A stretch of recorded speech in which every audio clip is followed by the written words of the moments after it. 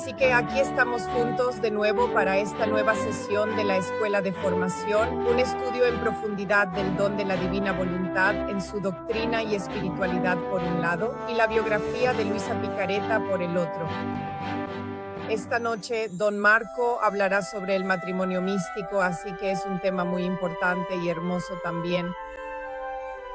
Pero antes de comenzar con el tema de esta noche, don Marco, tenemos una pregunta para usted que nos ha llegado de uno de nuestros oyentes. Y se la voy a leer. Aquí está.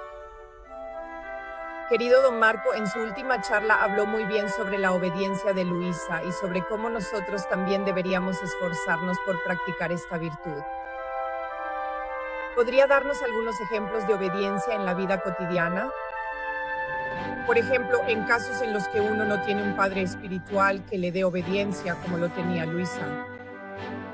Muchas gracias a todos por su servicio y gracias por la pregunta. Así que por favor, don Marco tiene la palabra. Y luego, como siempre, comenzaremos con la oración. Gracias. Así que para responder a esta pregunta sobre la obediencia, que en realidad merecería una reunión entera, toda una velada solo para esto. Sin embargo, como mencionamos en la biografía, especialmente en el primer encuentro, cuando hablamos sobre la infancia y adolescencia de Luisa, enfatizamos el hecho de que Luisa, desde muy pequeña, estaba acostumbrada a vivir esta virtud de la obediencia, tanto dentro de su familia. Ella era muy obediente en su familia. Se puede ver que la obediencia era un valor muy presente en la familia de Luisa, pero más adelante la obediencia se convirtió para Luisa.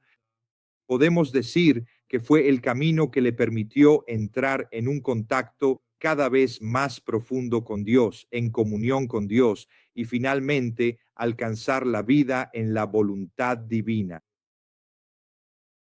También en algunos pasajes profundos escritos por Luisa Picareta, hay afirmaciones claras e inequívocas que enfatizan cómo la obediencia completa es, en efecto, el camino principal y más esencial para vivir y permanecer verdaderamente en la voluntad divina.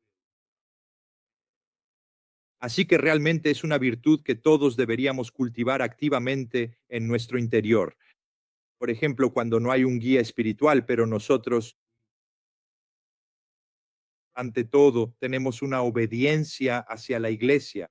Así que lo que la iglesia nos pide, el magisterio, nuestros obispos, el papa, nuestra obediencia ya es una señal que nos indica que estamos emprendiendo el camino hacia la plena comunión con el Señor. Después de todo, todos los grandes santos lo han hecho. La obediencia fue el camino hacia su santidad, incluso si esa obediencia tocaba aspectos con los que tal vez no estaban de acuerdo. Ellos no estaban de acuerdo con esto. Siempre uso este ejemplo. Los grandes reformadores de la iglesia, piensen en San Francisco, Santo Domingo, vivieron en épocas en las que las mismas ideas que ellos proponían también estaban siendo promovidas por otros grupos. La gran diferencia entre estos santos y los otros grupos que más tarde se convirtieron en movimientos heréticos fue precisamente su obediencia a la iglesia. Si alguien quiere reformar la iglesia, debe hacerlo desde dentro, permaneciendo dentro de la iglesia. Es demasiado fácil acusar o luchar contra ideas equivocadas que están circulando, pero si te quedas fuera, ese no es el camino. Debes permanecer dentro. Y la obediencia, aunque me cueste, aunque tenga que soportar alguna mortificación. Pero esto es útil porque nos fortalece y luego es el Señor quien se encarga de actuar. La figura, por ejemplo, de San Francisco, en mi opinión, es emblemática de cómo él lo primero que hizo, quiso reformar la iglesia en un momento muy peligroso en la vida de la iglesia. Estamos en el periodo del enfrentamiento entre el papado y el imperio, los obispos, conde. En resumen, la iglesia había perdido este apego al evangelio. La propuesta de San Francisco fue reformar y logró reformar la iglesia, pero al permanecer dentro de la iglesia o en el año 1500, el error que cometió Lutero fue separarse de la iglesia. Cuando uno se separa de la iglesia y no vive en obediencia, estos son caminos que nos alejan del Señor.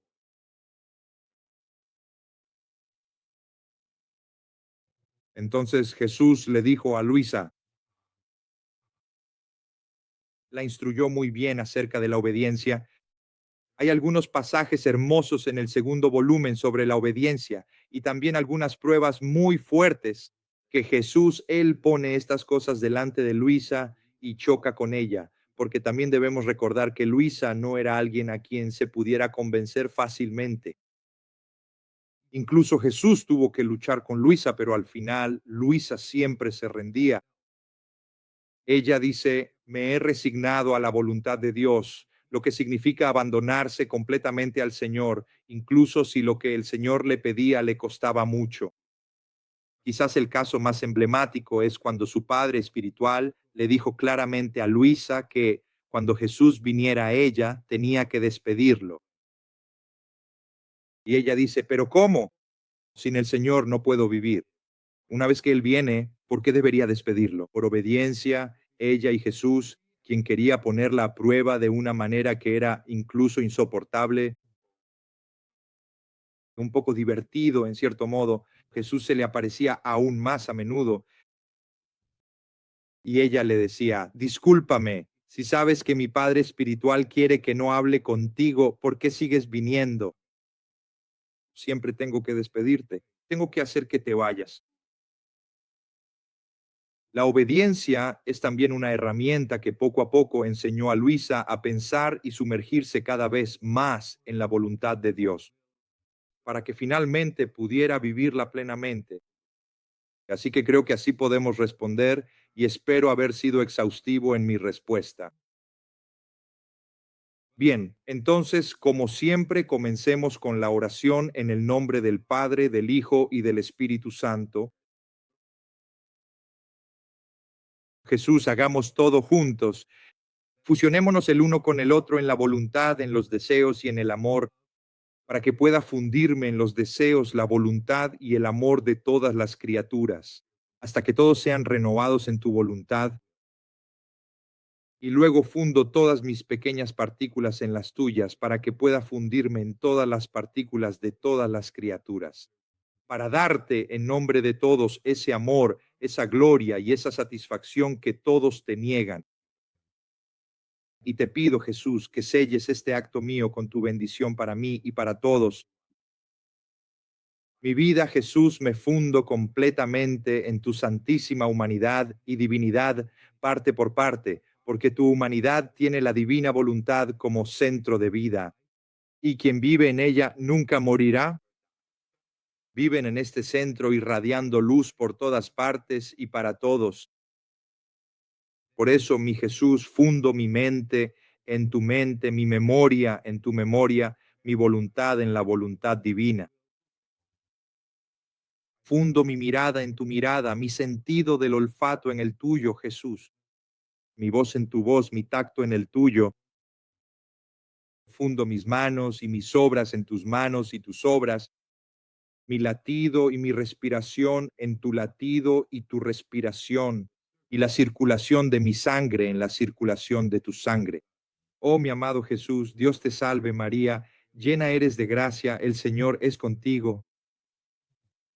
Bendita tú entre las mujeres y bendito el fruto de tu vientre, Jesús.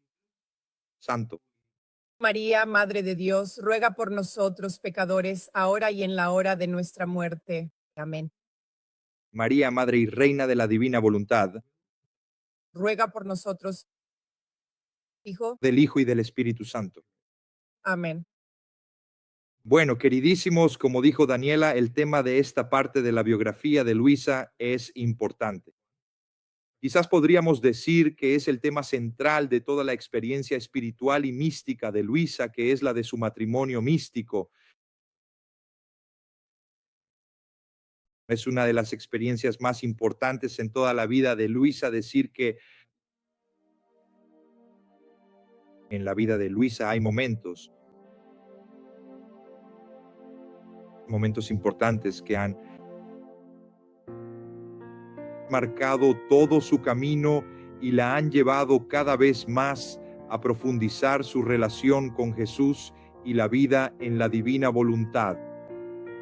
Por ejemplo, el primer gran acontecimiento que caracterizó la vida de Luisa fue el día de su primera comunión, cuando ese momento, ese encuentro con Jesús en la Eucaristía, ella tenía solo 9 años, fue vivido por Luisa de una manera tan hermosa, profunda y conmovedora, que de hecho fue a partir de ese punto que comenzaron las primeras manifestaciones de Jesús en su vida. Ella escucha la voz de Jesús que le dice, ella habla con Jesús.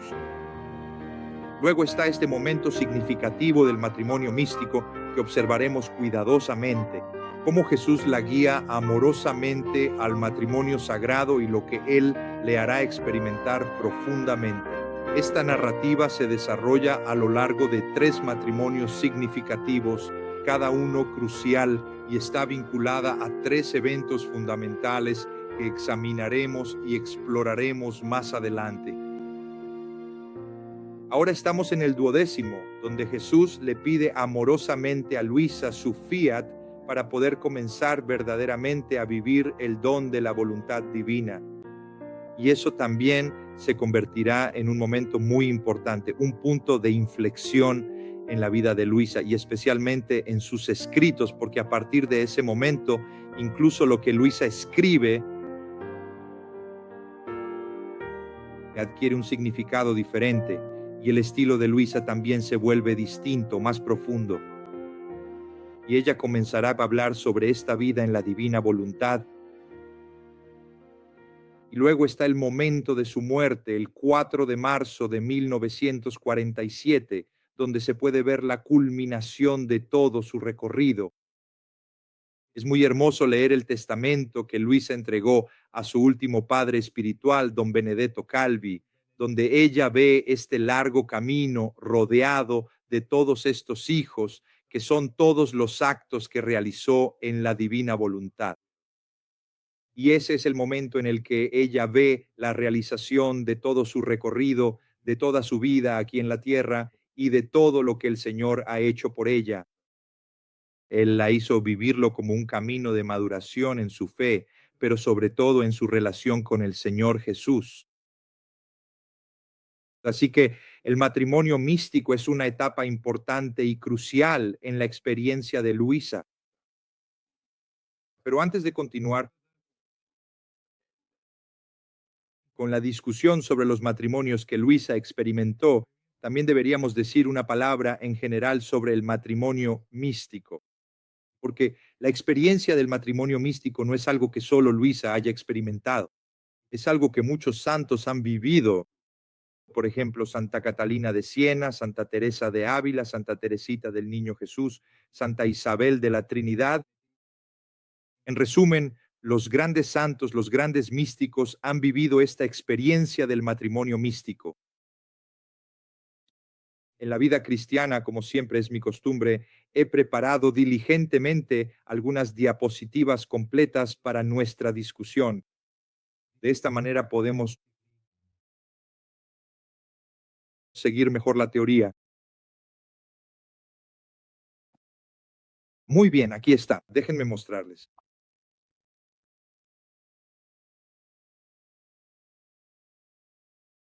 Aquí, ¿qué es exactamente el matrimonio místico? Comencemos respondiendo a esta importante y fundamental pregunta que nos concierne. Podemos decir que en la vida cristiana el matrimonio místico o matrimonio espiritual se define como el grado más alto de unión con Dios que se puede alcanzar en la tierra. Se le llama matrimonio espiritual. Por analogía con el matrimonio terrenal, así como en el matrimonio ordinario, hay unión de 2 personas, esposo y esposa, y como en este matrimonio, los dos se hacen una sola carne, como dice el libro del Génesis. Así, en el matrimonio espiritual, el alma y Dios se hacen uno. Y en todo debe existir este deseo de hacer todo lo que agrada a Dios. Es un punto tan increíblemente elevado y profundo que realmente se podría decir, absolutamente tienes que morir a ti mismo para poder alcanzar plenamente este estado elevado de vida, completamente en el otro. Para lograr esto, es necesario ser purificado y liberado de todo apego a uno mismo e incluso a los demás. Y esto lo hemos visto, ¿verdad? En la primera parte de la experiencia espiritual de Luisa, Jesús le pide a Luisa que se desprenda de todo, que se desprenda de las cosas, que se desprenda de las personas.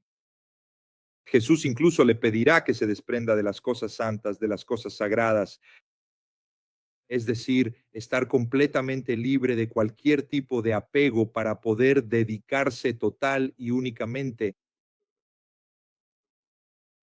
para decirlo con las palabras de San Juan de la Cruz, el gran místico del siglo XVI, él dice que uno llega al matrimonio espiritual solo después de pasar por la noche oscura de los sentidos, esa noche tan terrible y tan purificadora del espíritu. Como también sucedió en la experiencia de Luisa.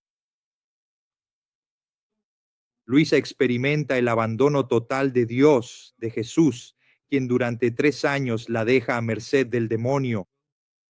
Ella es atormentada durante 3 años consecutivos y Jesús desaparece. Jesús no se manifiesta. Y ese es el momento de la mayor purificación en su vida.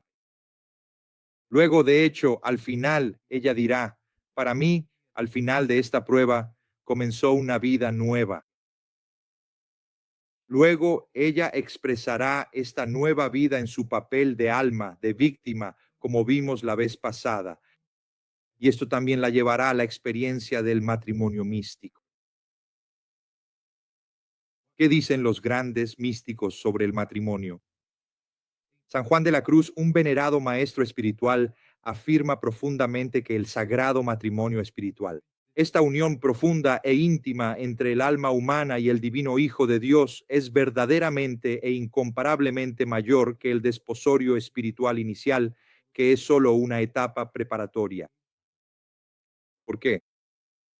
Es una transformación total en el amado. En ella, continúa San Juan, cada parte se entrega a la otra en total posesión, con una cierta consumación de la unión de amor en la que el alma se hace una, divina y participativa. ¿Hasta qué punto es esto posible en esta vida? Aquí San Juan utiliza estas palabras precisas, consumación de la unión de amor. Y podemos notar que, especialmente en los primeros 11 volúmenes, este aspecto de unión, de uniformidad, de conformidad y de consumación, estos son precisamente los 4 pasos que Luisa atravesará para luego vivir en la vida, en la voluntad divina, el acto de fusión, su completa unión en Jesús. Es como si hubiera un acercamiento progresivo, un acercamiento que finalmente conduce a esta consumación, a esta fusión. Uno se consume en el otro y Jesús hace que los místicos experimenten esto en el matrimonio místico. Y nuevamente siempre San Juan de la Cruz. En el cántico espiritual dice que así como en la consumación de lo natural, también en la consumación del matrimonio espiritual entre Dios y el alma, son dos naturalezas en un solo espíritu y amor. Como dice San Pablo, refiriéndose a la misma analogía, quien se une al Señor se hace un solo espíritu con Él. Primera carta a los Corintios. Ocurre, continúa San Juan, como cuando la luz de una estrella o de una vela se une a la del sol, es la del sol, no la de las otras, la que brilla, absorbiendo todas las demás luces en sí misma.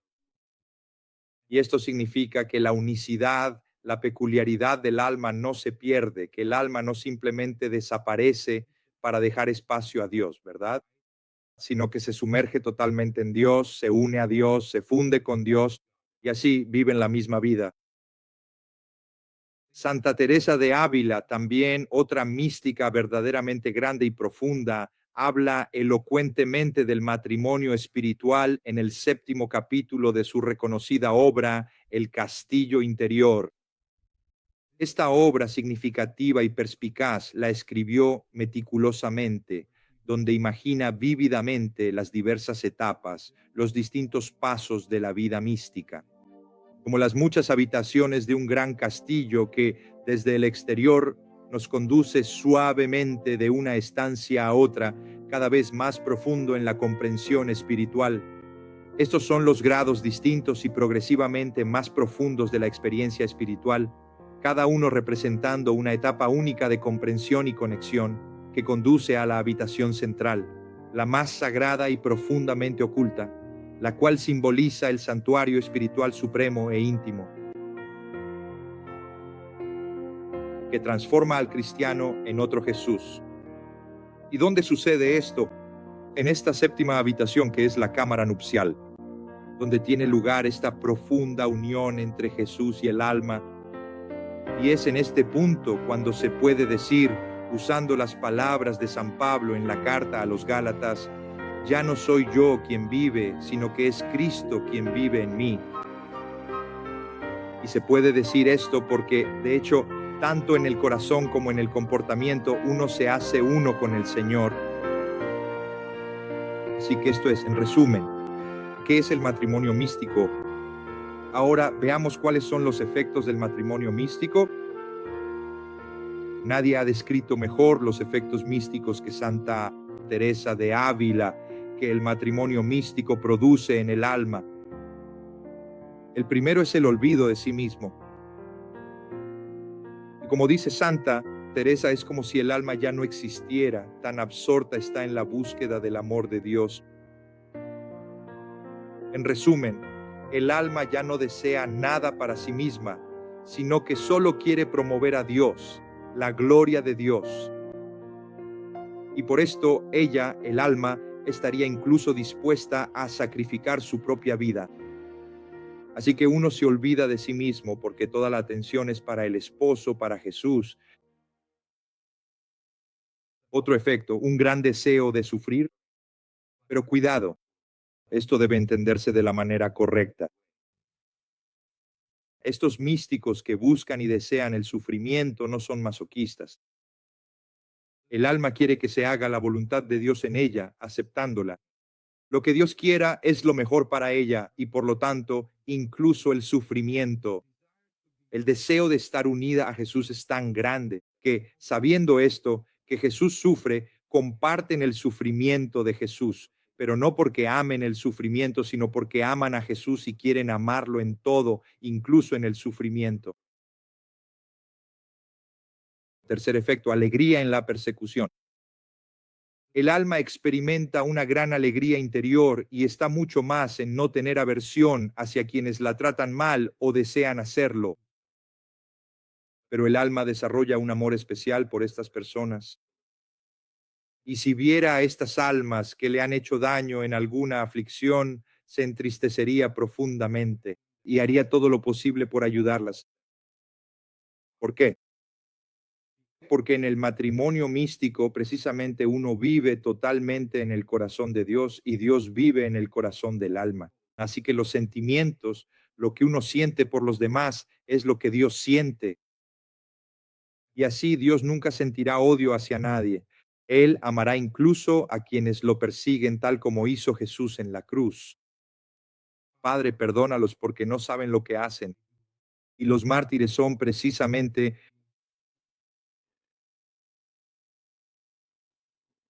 la manifestación más explícita de esta alegría en la persecución. Si leemos los hechos de los mártires, vemos que cuando los mártires sufren persecución, aunque padecen, alaban a Dios, cantan, dan gloria al Señor, no porque estén locos, sino porque a estas alturas su experiencia de unión con el Señor es tan fuerte que los lleva a vivir incluso en la persecución. La alegría de estar con el Señor. Luego, otro efecto es el deseo de servir a Dios. A diferencia de cuando el alma sufre, el fuerte deseo de morir es grande. ¿Por qué es eso? Porque el alma siempre quiere estar con el Señor, y esto también está presente en la experiencia de Luisa. Se experimenta un gran deseo de servir a Dios y de ayudar a todos, a cualquier alma, tanto como sea posible para acercarlos. El alma ya no desea las consolaciones de este mundo porque se da cuenta de que el Señor habita en ella. Y así se experimenta un desapego de todo, un deseo de estar solo o de ocuparse en algo útil, un recogimiento constante, pero siempre permaneciendo en Dios para vivir un amor tierno hacia Él.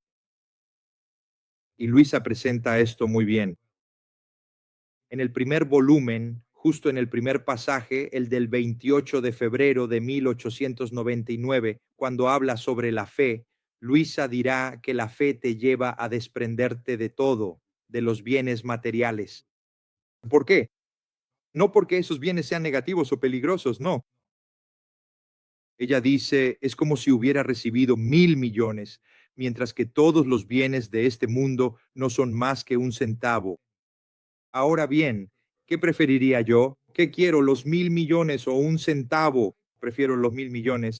Así que Luisa se desprende de todo en este mundo, no porque sea algo malo, sino porque tiene poco valor comparado con el gran don que ha recibido del Señor.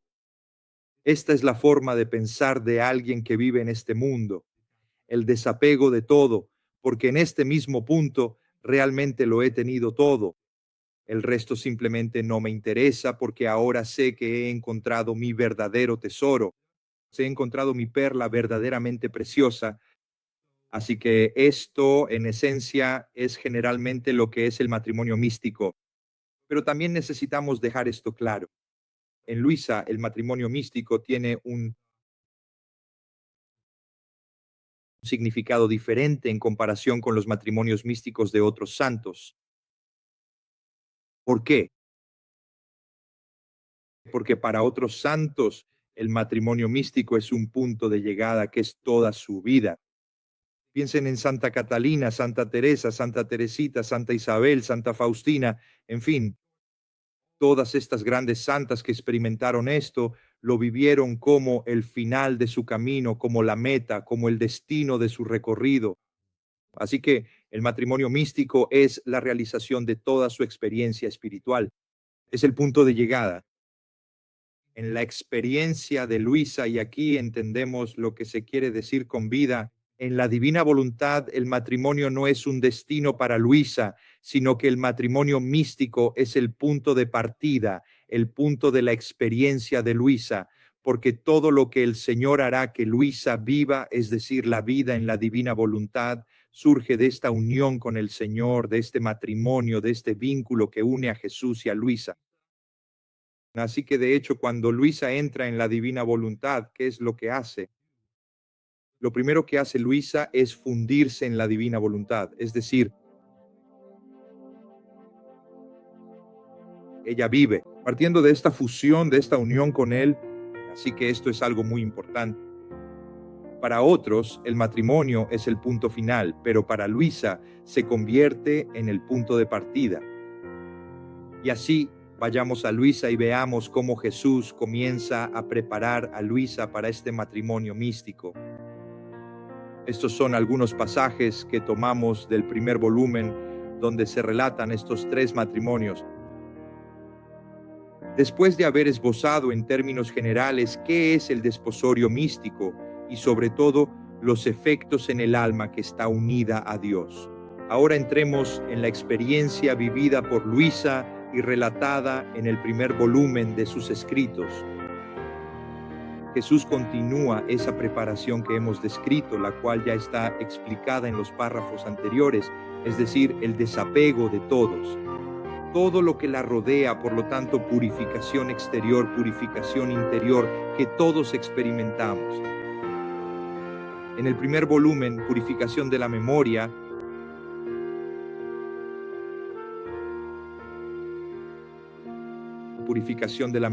meditación sobre la pasión, la lucha contra los demonios.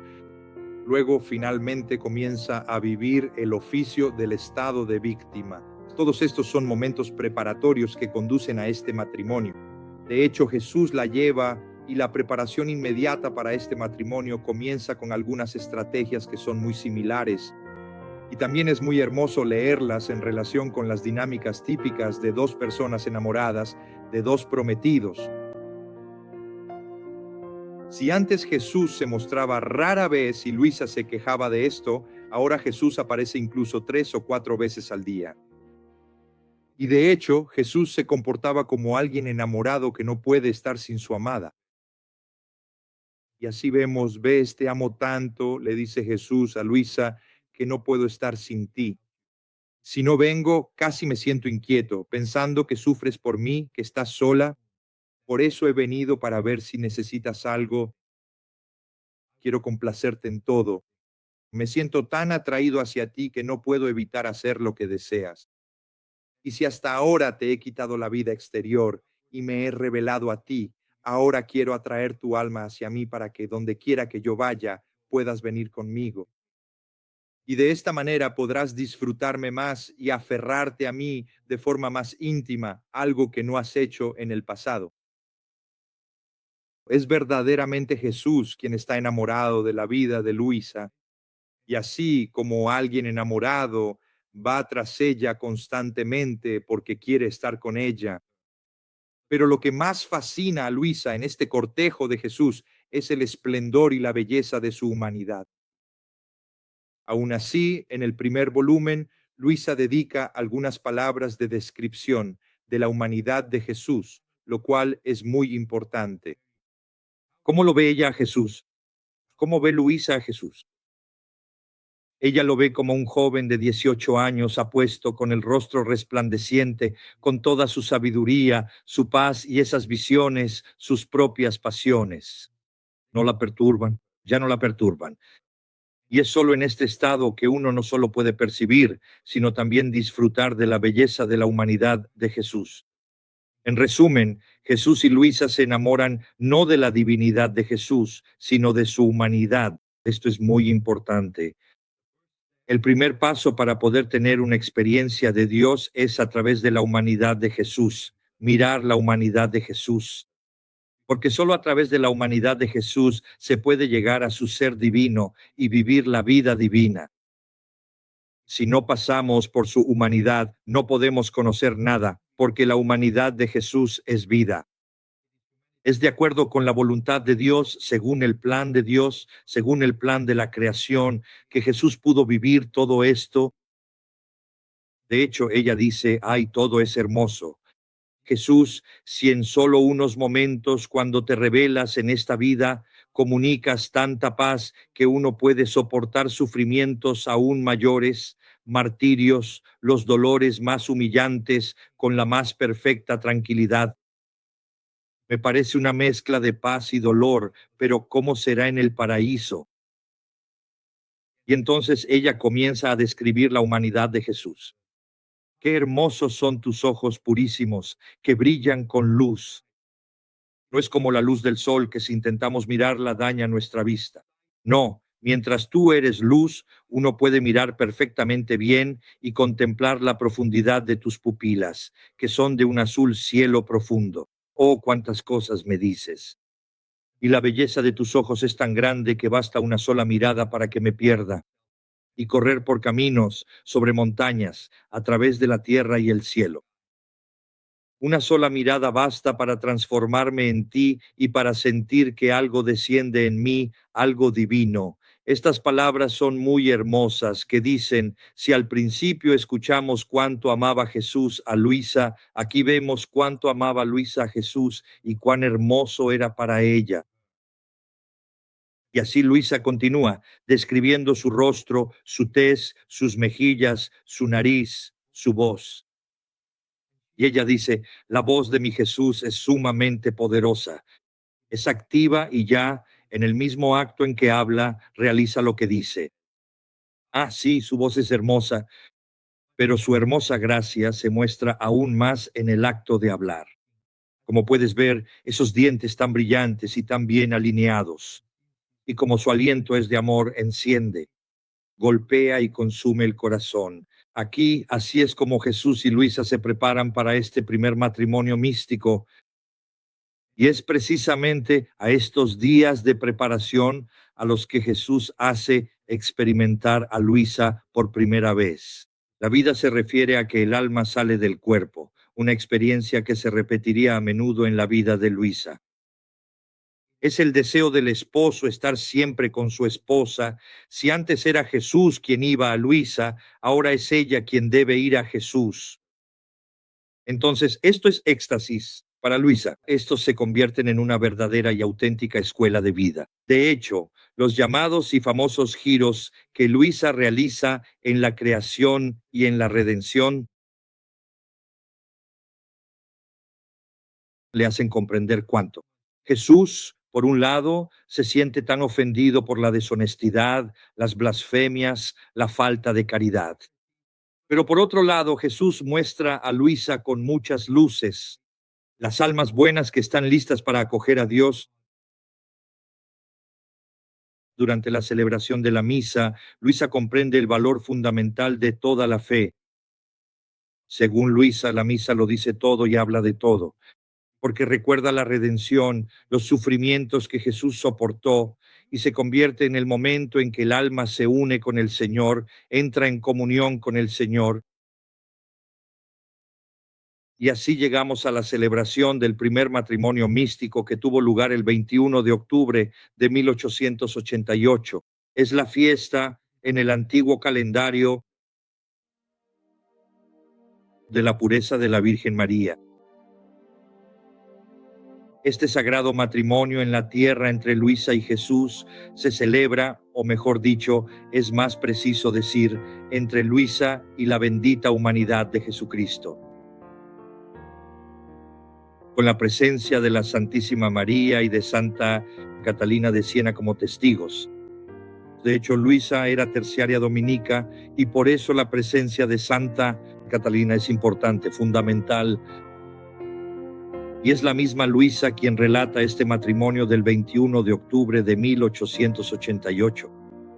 Ella escribe, todavía en el primer volumen, en la mañana de ese día Jesús se me apareció de nuevo, todo bondad, dulzura y majestad, junto con su Santísima Madre y con Santa Catalina. Primero los ángeles cantaron un himno. Santa Catalina me asistió. La Madre tomó mi mano y Jesús puso el anillo en mi dedo. Luego nos abrazamos y Él me besó y la Madre hizo lo mismo. Después hubo una conversación completamente sobre el amor. Jesús me habló del gran amor que tenía por mí y yo le hablé del amor que yo también tenía por Él. ¿Ves este intercambio de amor? La Santísima Virgen me hizo comprender la gran gracia que había recibido y la manera en que debía responder al amor de Jesús. Y mi esposo Jesús me dio nuevas reglas para vivir más perfectamente. Pero como ha pasado mucho tiempo, no las recuerdo muy bien, así que las dejaré de lado. Y así terminó por ese día. Pero ¿quién puede describir los delicados actos de amor que Jesús realizó en mi alma? Fueron tantos y tan grandes que es imposible describirlos. Pero intentaré contar lo poco que recuerdo. De hecho, es realmente conmovedor pensar que la Madonna es testigo de este acontecimiento. Es cierto que ella es la mediadora de todas las gracias, pero también es cierto que Luisa tiene una devoción especial a la Madonna. El rosario es su fiel compañero. Durante el día y mientras la presencia de Santa Catalina se explica precisamente por el hecho de que Luisa es terciaria dominica. Y esto, como mencionamos antes, es un efecto de este matrimonio místico. Aquí también Luisa siente un fuerte deseo de sufrir por Jesús, por la redención de la humanidad, junto con el amor con el que el Señor Jesús la rodea. Ahora Luisa está entre esta gran multitud de amantes y vive este gran misterio de unión con el Señor, en paz, en serenidad, al servicio de los demás. Y quienes la ven en su estado de rigidez podrían pensar que está durmiendo, pero en realidad no saben eso. Su corazón en esa inmovilidad es un corazón que late, un corazón que ama, un corazón que late en unión con el de Jesús, quien continúa salvando al mundo y a ella junto con Jesús. Luisa continúa su relato, pero ahora no podemos leerlo. Ella lo absorbe todo y devuelve toda la belleza, contemplando la gloria de los ángeles y santos en el cielo. Jesús a menudo la llevaba con él al paraíso, y Luisa escuchaba los cantos de los bienaventurados, por ejemplo, los coros de ángeles, las filas de santos, todos sumergidos en el mar de la divinidad, absortos y completamente identificados con ella. Jesús le permite experimentar el paraíso durante este matrimonio místico, y fue algo tan grandioso. La inmensidad, la grandeza, la santidad de Dios son tales que lo único que uno puede hacer es reflejarse en esas luces. Y así el alma en el cielo se parece cada vez más a Dios, con solo esta diferencia. Dios es ese gran sol y el alma es un pequeño sol. En esa patria celestial, Luisa y Jesús caminaban juntos, y Jesús la presentaba a los santos como su nueva esposa. Y todos los bienaventurados se unieron para compartir la alegría de su matrimonio. Y es Jesús quien dice a los santos: mirad hacia abajo, ¿veis esta alma? Ella es un triunfo de mi amor lo ha vencido todo en ella. Aquí está tu lugar y nadie puede quitártelo.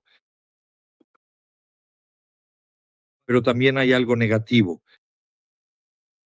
En este sentido, Luisa, precisamente porque experimenta esta alegría celestial, mística, divina, sin embargo, siente el peso de tener que seguir viviendo aquí en la tierra después de haber visto todo el paraíso y de haber experimentado el encanto de los bienaventurados. Y así, como decíamos antes, Luisa alimenta este deseo de morir, no porque desprecie la vida, sino porque quiere que su vida alcance esa plenitud que pudo saborear durante este viaje que hizo con Jesús en el paraíso. Pero la obediencia le pone freno. De hecho, solo podría morir si su confesor le diera la desobediencia, mientras que antes se le había ordenado estrictamente no desear la muerte.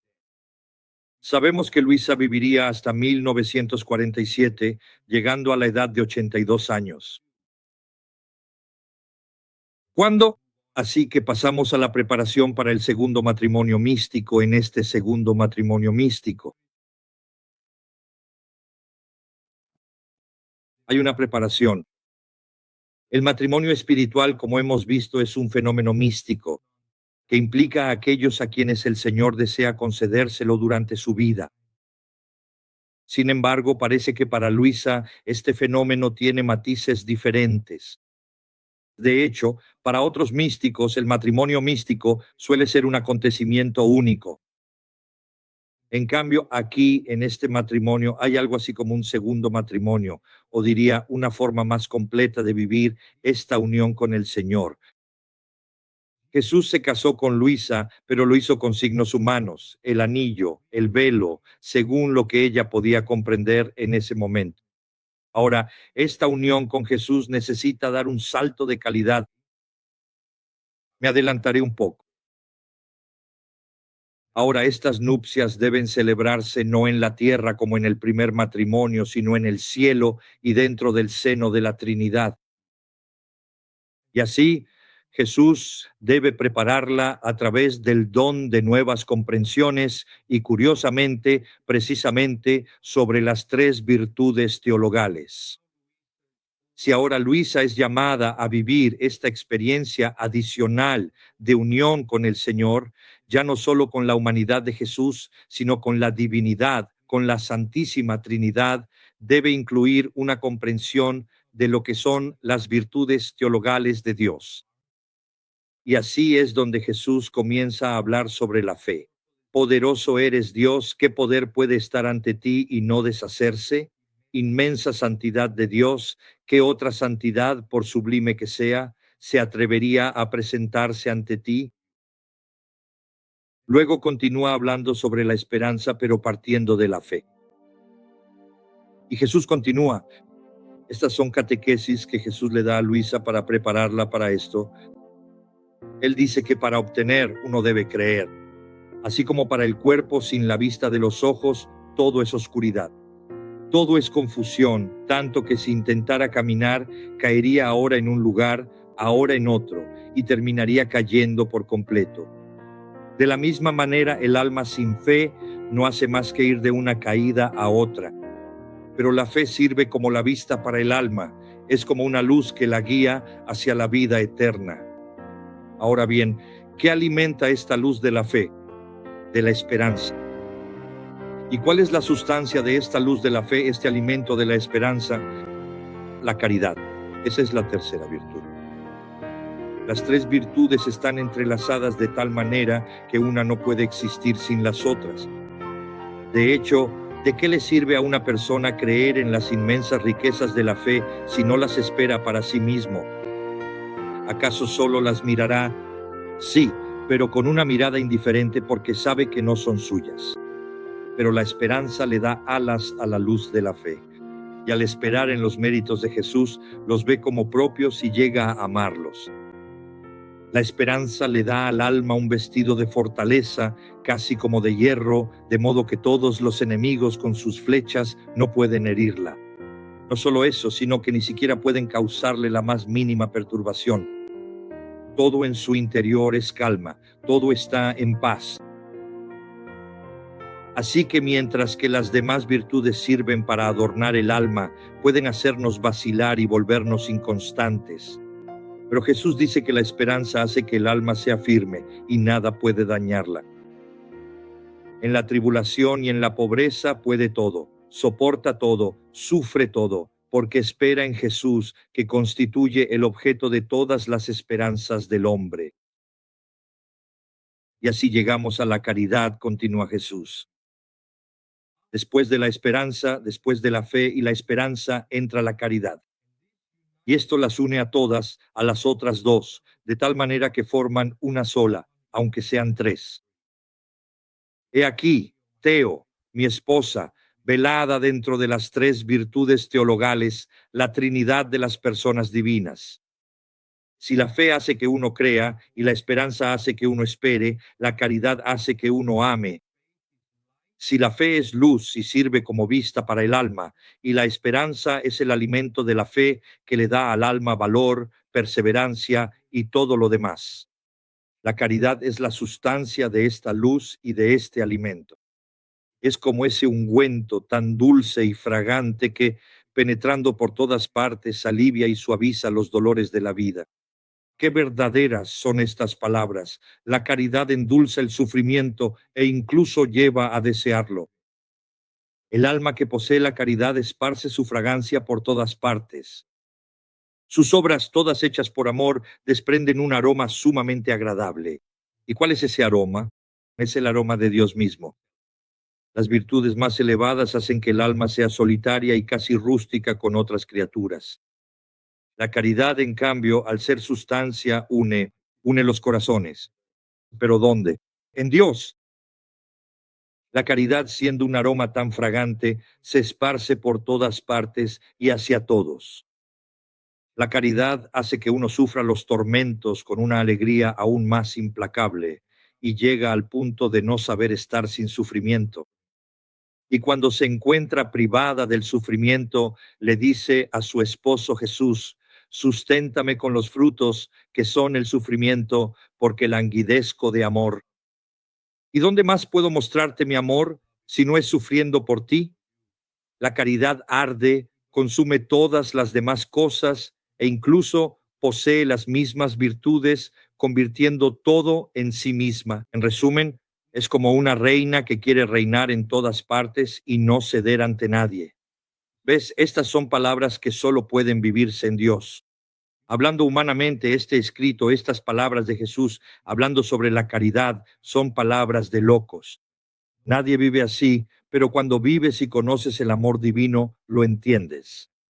Sobre todo al mirar lo que Jesús vivió en su propia vida, porque Jesús vivió su amor por la humanidad de esta manera. Y así llegamos al segundo matrimonio místico,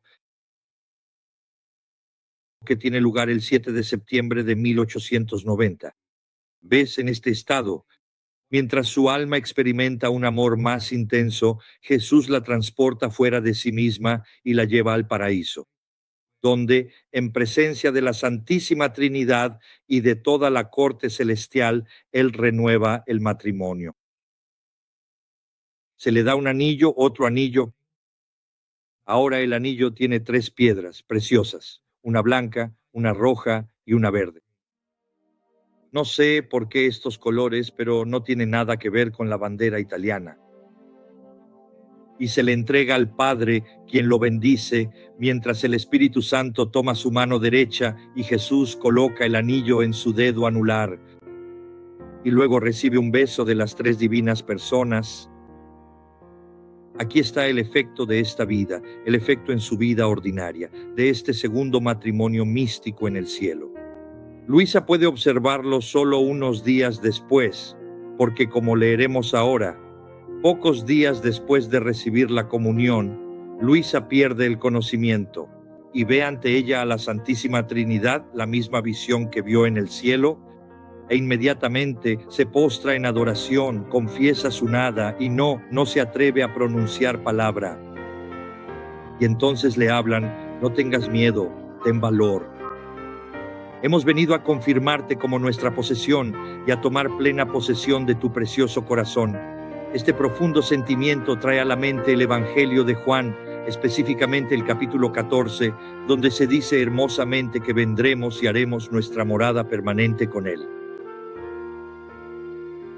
Y así, más adelante, en este pasaje del volumen 12, fechado el 5 de diciembre de 1921, allí también Jesús confirma esto y le hace entender que ahora su vida es una vida en estrecha unión de vida con la Trinidad. Y le dice: tu familia es la misma Trinidad. ¿No recuerdas en los primeros años en la cama cuando te llevé al cielo y ante la Santísima Trinidad? Hicimos nuestra unión y te dotó de tales dones que ni tú misma los has conocido. ¿Aún?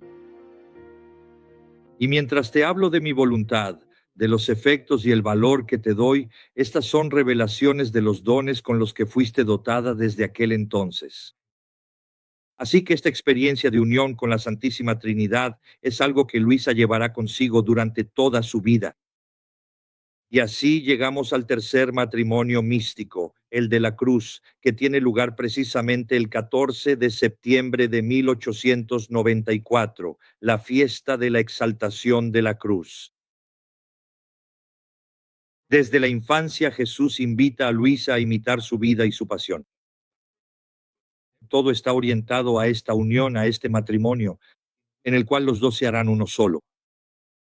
Jesús, incluso para este tercer matrimonio, la prepara, explicándole que las virtudes sin el injerto de la cruz no tienen fuerza, y que los sufrimientos, humillaciones, deshonra, calumnias, dolores, pobreza, enfermedades y la cruz, especialmente porque han sido soportados por Él, han sido todos divinizados.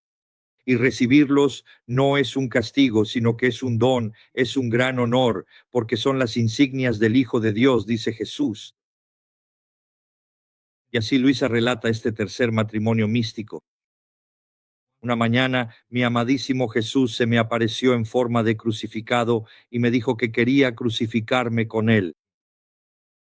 Y mientras decía esto, vi que de sus santísimas llagas también salían rayos de luz. Y dentro de esos rayos venían los clavos hacia mí. Y en ese momento, no sé por qué, aunque deseaba tanto que Él me crucificara hasta el punto de sentirme consumida, de repente fui tomada por el poder de Dios, por un gran temor que me hizo temblar de pies a cabeza.